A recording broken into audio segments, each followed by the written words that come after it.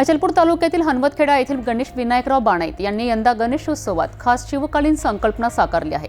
पारंपरिक वेशभूषा, दुर्गाकोट व शौर्यदर्शक देखावे यांच्या माध्यमातून इतिहास जिवंत करण्याचा प्रयत्न करण्यात आला आहे। गावात या संकल्पनेचं मोठं आकर्षण ठरत असून पाहण्यासाठी नागरिकांची गर्दी होत आहे।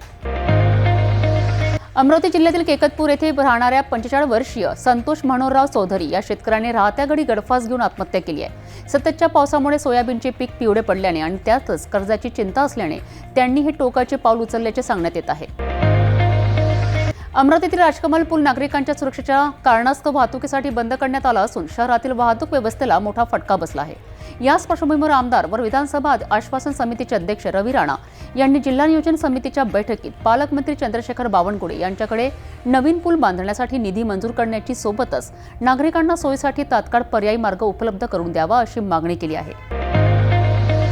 मुंबईत 1.5 दिवसाच्या गणपती विसर्जनानंतर 100 ते 150 मोठ्या गाड्यांमध्ये भरलेल्या मूर्ती कल्याण ग्रामीण परिसरातील डायगर गावाच्या डम्पिंग ग्राउंडवर विल्हेवाटीसाठी आणण्यात आल्या आहेत। मात्र गावकऱ्यांनी याला तीव्र विरोध दर्शविला। धार्मिक भावनांचा अपमान होत असल्याचा आरोप करत ग्रामस्थांनी गाड्या परतवून लावल्यात।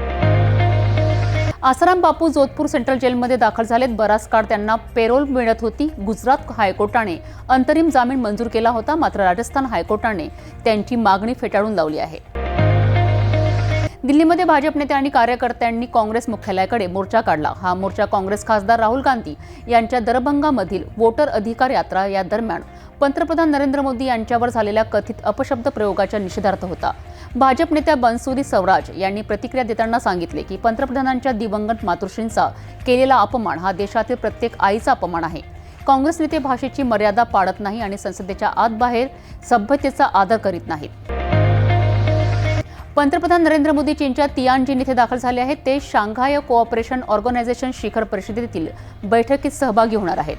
तियानजिनमधील एका हॉटेलमध्ये त्यांचे उत्साहाने स्वागत करण्यात आले। यावेळी प्रवासी भारतीयांनी भारत माता की जय आणि वंदे मातरमच्या घोषणा देऊन मोदींचे स्वागत केले। महाराष्ट्र राज्य शेती महामंडळ कामगारांच्या विविध मागण्यांबाबत मंत्रालयात बैठक झाली। या बैठकीत महसूल मंत्री चंद्रशेखर बावनकुळे यांच्या उपस्थितीत कृषी मंत्री दत्तात्रय भरणे, राज्यमंत्री योगेश कदम व अन्य अधिकारी उपस्थित होते। कामगारांनी रामराजे निंबाळकर समितीच्या शिफारशी मान्य कराव्यात अशी मागणी केली। यावर मंत्री बावनकुळे यांनी विशेष बैठक घेऊन निर्णय घेतला जाईल आणि कामगारांचे प्रश्न मार्गी लावण्यात येईल असे आश्वासन दिले।